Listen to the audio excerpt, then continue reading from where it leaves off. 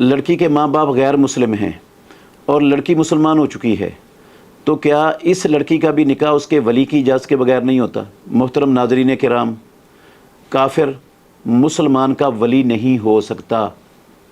اللہ نے فرمایا وَلَن يَجْعَلَ اللَّهُ لِلْكَافِرِينَ عَلَى الْمُؤْمِنِينَ سَبِيلًا، کافروں کا مومنوں کے اوپر کوئی اختیار نہیں چلتا ایمان والوں پر۔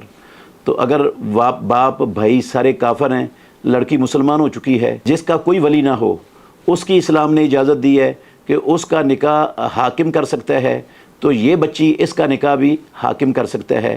حاکم سے مراد علاقے کا بڑا عالم، وہ بھی ولی بن سکتا ہے، علاقے کا بڑا چودھری اور نمبردار وہ بھی ولی بن سکتا ہے، علاقے کا M P A M N A وہ بھی ولی بن سکتا ہے۔